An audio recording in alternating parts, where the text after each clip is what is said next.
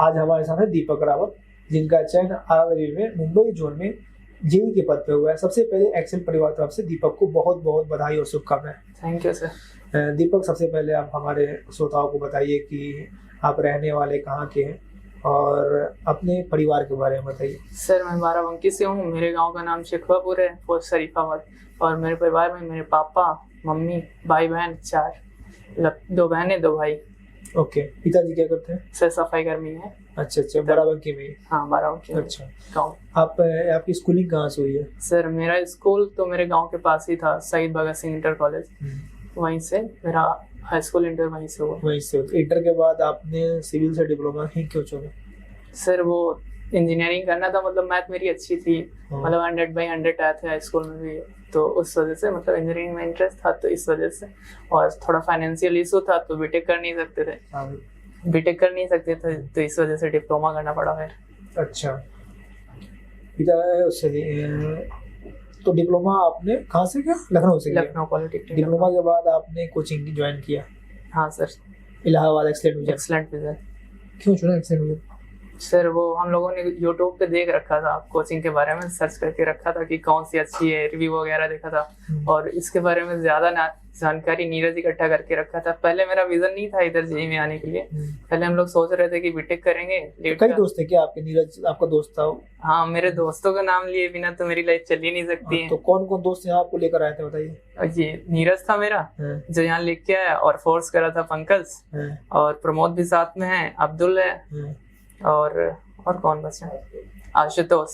ये ऐसे दोस्त रहे जो मेरे साथ हमेशा रहे हैं। ये सारे यहीं पे कोचिंग किए हैं और सारे डिप्लोमा किए हैं? नहीं सर, कोचिंग तो यहाँ 3 करे हैं, बाकी डिप्लोमा साथ में करे हैं। अच्छा, कौन कोचिंग किया साथ में? नीरज करा है और एक प्रमोद है, वो कोचिंग करा है। अच्छा, तो नीरज का भी चयन हुआ है। हाँ। हम लोग यहीं से इसी बैच में थे जी। तो एक्सीलेंट जब आए आप तो नीरज के कहने पर आ गए, लेकिन आपको कोचिंग का कैसा लगा यहाँ पे? आपने क्या अनुभव किया यहाँ पे? कोचिंग सर एकदम मस्त से गुजरी, ज्यादा कुछ प्रेशर होना नहीं पड़ा मुझे। मतलब जितना टीचर कर रहे थे उतना तो कर नहीं पा रहे थे, मतलब थोड़ा एक्स्ट्रा था पढ़ने के लिए, लेकिन उससे लेवल में कम भी पड़ा था, तभी हो जा रहा था, इसलिए ज्यादा प्रॉब्लम नहीं आई।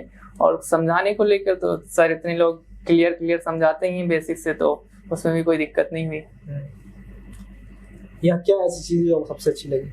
सबसे अच्छी चीज मुझे ये लगी कि मतलब नॉलेज तो कोई भी दे देगा कहीं से भी, अब तो ChatGPT भी आ चुका है तो कोई भी बता देगा, लेकिन जो पेरेंटिंग यहाँ पे मिलती है एकदम, मतलब घर छोड़ के आते हैं हम लोग, और सही क्या है गलत क्या है, तरीका कौन सा होना है, वो सब जो यहाँ टीचर आके बताते हैं हम लोगों को, लाइफ के बारे में कैसे चलना है। वैसे तो ज्यादातर लोग तो ये सोचते हैं कि कैसे भी करके आगे निकल जाओ, किसी को गिरा के आगे निकल जाओ, या फिर नेचर में कुछ भी करके बिगाड़ के निकल जाओ, लेकिन ये यहाँ का अच्छा ये रोल रहा है कि यहाँ चरित्र बनाया जाता है।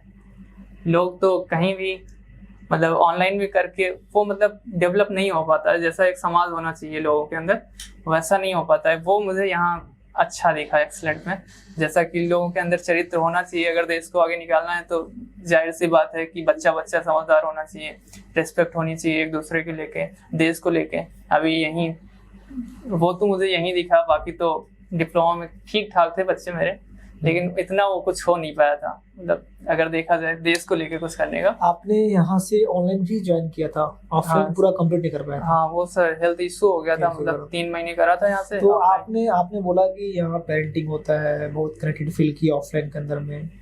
ऑनलाइन जब आप ज्वाइन किए तो ऑनलाइन क्या अनुभव रहा? आप एक ऐसे स्टूडेंट हो जो यहाँ के दोनों मोड पढ़े हो।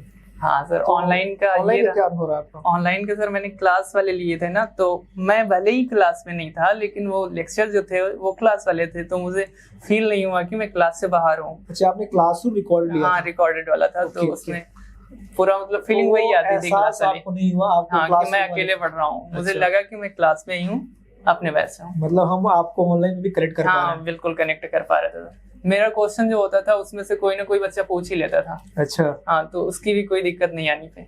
Very good. तो आप कोचिंग कंप्लीट करने के बाद कौन सा और एग्जाम दिए जिसमें सफल रहे थे आप? सर पहले तो SSC का दिया था, फर्स्ट में जैसा नीरज का नहीं हुआ था, मेरा भी नहीं हुआ था। और फिर सेकंड में 24 में दिया था अभी SSC का, तो फर्स्ट निकला था मेरा, फर्स्ट ही खराब हो गया था। 100 नंबर थे उसमें, हाँ 100 ही थे, 103 बना था टोटल ओवरऑल। बाकी मेंस तो अच्छा गया था। ओवरऑल बनने की वजह से मेरा नॉन टेक में मतलब 50 में 7 नंबर आए थे केवल।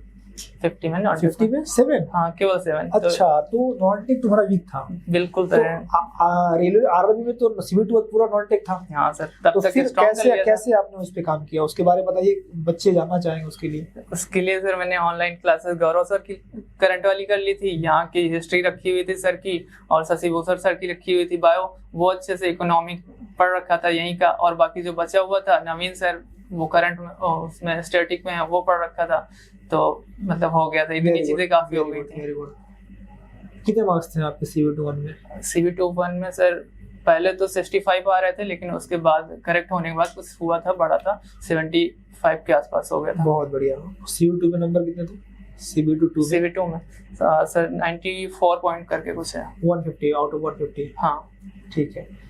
अच्छा, आप जब तैयारी करते हो ना, तो हमको हमेशा आप कई बार मन में इंडिकेटिव सवाल आता है कि भैया होगा कि नहीं होगा, नहीं होगा तो क्या करेंगे। एक मध्यवर्गीय परिवार से बच्चा आता है, उसको एक फिक्स अमाउंट मिलता है, कई तरह के दबाव भी होते हैं उसके ऊपर, और एक एग्जाम में असफल होता है तो चीज़ें आती हैं, तो जीत हार का मतलब कहते हैं एक अप्स एंड डाउन्स आते रहते हैं। तो इस तरह के आपके साथ हुआ होगा, तो आप कौन सी चीज़ें थी जो आपको हमेशा ताकत देती थी? सर शुरू में तो ज्यादा प्रेशर नहीं लगा मुझे, उसके बाद में जब प्रेशर आया, मतलब ऐसी सिचुएशन घर की बनी ना, मतलब सैलरी पापा की इतनी है नहीं, 4 भाई बहने हैं, सबको पढ़ाना था, बाहर रह के पढ़ाना था, तो ऐसी ऐसी सिचुएशन बनती गई। मतलब मम्मी की सारी जेवरें भी जा चुकी थी, बड़ी बहन की शादी हो चुकी थी, उनसे भी हम लोगों ने जेवरें ले ली हैं, मतलब गिरवी रखी हुई हैं। तो ऐसी पहले तो नॉर्मल चल रहा था, यूपीपी का पेपर दे रखा था, ऐसी सिचुएशन बनी थी मेरी कि अगर यूपीपी हो जाता तो मैं यूपीपी ज्वाइन कर लेता। उसमें पेपर निकल गया था, रनिंग भी निकाल ली थी, फाइनल लिस्ट से बाहर कर दिया गया था, तो वो अच्छा हुआ इसके लिए, नहीं तो आरआरबी नहीं निकाल पाते फिर अगर उधर चले जाते तो अच्छे के लिए होता है। हाँ, तो बाकी यही मेन रीजन तो मेरी फैमिली थी जो इतना कर रहे थे, पापा लोग, मम्मी और दीदी तो मेरी इतनी सपोर्टिव रही है हमेशा से। Very good. और छोटा वाला भाई मुझे काम करने नहीं देता है घर का, तो वो मेरे हिस्से का सारा काम कर लेता है, भैया आप पढ़ो जाके, हम देख लेंगे, अभी मेरा इंटर चल रहा है, स्कूल चल रहा है, तो आप करो, हम कर लेंगे। वो बच्चे तैयारी का आप देखा शुरू में सीरियस नहीं थे, घर के हालात ने आपको मैच्योर बना दिया, आपको वो एहसास हुआ और आपने उस पर काम किया।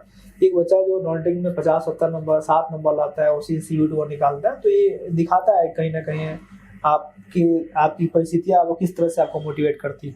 हमें लगता है कि बड़ा हमारी परिस्थितियाँ सबसे बड़ा मोटिवेशन होती है। सर इससे बड़ा तो कुछ हो ही नहीं सकता है। अच्छा, जो भी बच्चे इलाहाबाद में आगे तैयारी कर रहे हैं ऑफलाइन में या ऑनलाइन में अपने घर से पढ़ाई कर रहे हैं, ये बहुत से बच्चे कोचिंग कर चुके हैं, असफल हो गए हैं, अभी सेल्फ स्टडी कर रहे हैं, उन सबको आपको क्या बोलना चाहेंगे? सर यही बोलना है मुझे, इससे पहले कि आपको समय सिखाए, मजबूर करे कुछ करने के लिए, आप समझ जाइए अगर आपके पास टाइम है तो उससे पहले आप कर डालिए। नहीं, जब टाइम फोर्स करेगा कुछ करने के लिए तब कुछ ऑप्शन नहीं दिखता है, बिल्कुल सांसें कभी कभी धड़कनें रात में बढ़ जाती हैं, तो अगर सही रहेगा टाइम से पहले आप टाइम बर्बाद ना करें। वेरी गुड, तो बढ़िया, आप लोग आप ज्वाइन कीजिए और अब सोसाइटी के लिए बेहतर कीजिए, और आप आपकी कहानी से, आपके थॉट से समाज को प्रेरणा मिलेगा। एक्सीडेंट आपके शुभकामना देता है कि आप भविष्य में बेहतर करें, स्वस्थ रहें। सर मैं कुछ टीचर का नाम ले लूँ? बताइए। सर सुमित सर, ये मेरे लिए लाइफ में जब एक्सटेंट विजन में मैं आया तो मतलब ज़्यादा तो कुछ पता नहीं था नेचर के बारे में और क्या करना है, थोड़ा बहुत ज़्यादा 8-9 घंटे पढ़ लिया जाए तो फिर हालत ख़राब हो जाती थी योगा वगैरह में। फिर सुमित सर के बारे में पता चला तो योगा करने लगा, फिर जाके थोड़ा हेल्थ इशू भी योगा की वजह से जल्दी इन्वॉल्व हुआ, नहीं तो मेरी तो हालत बड़ी टाइट हो गई थी। बाकी पेरेंट्स को तो मैं हमेशा से वो इतना जितना करे हैं उतना शायद कोई कर ही नहीं पाएगा। अगर मैं किसी और घर में पैदा हुआ था, इस बात में मैं अपने आप को बहुत लकी मानता हूँ। बचपन से लेके आज तक मेरे पेरेंट्स बहुत अच्छे मिले, वो अपनी सारी सैलरी, अपनी सारी जेवर, अपनी सारी मेहनत मुझ पे लगा दिए हैं। और मेरे दोस्त इतने अच्छे मिले, मेरे पास रुपए नहीं होते थे, क्यूआर भेजना होता था, मैं क्यूआर भेजता था, दोस्त सारे पेमेंट कर रखे थे, पंकज, नीरज, यही सब मेरा जितना खर्चा हुआ था ये लगभग यही चलाए हैं। बाकी मेरी बहनें, भाई, ये सब मुझे कुछ भी नहीं करने दिए, मतलब मुझे ऐसे पाल के रखा है बिल्कुल हाथों के बीच में। मैं अगर आज कुछ बन पाया हूँ या मतलब बनने जा रहा हूँ तो उसमें मेरा तो बिल्कुल नाम मात्र का हिस्सा है। बाकी मेरे गुरुजन, मेरे भाई बहन, मेरे दोस्त, मेरे पेरेंट्स, उनका बहुत बड़ा योगदान है मेरी लाइफ में। बस मुझे इतना ही बोलना था। अगर आपको कुछ पूछना है एक्स्ट्रा तो पूछ लीजिए सर। नहीं ठीक है, कोई बात नहीं, बहुत शुभकामनाएं। आप ऐसे ही अंदर से खूबसूरत हैं, खूबसूरत बने रहें और समाज के लिए बेहतर काम करें। Thank you. Thank you sir.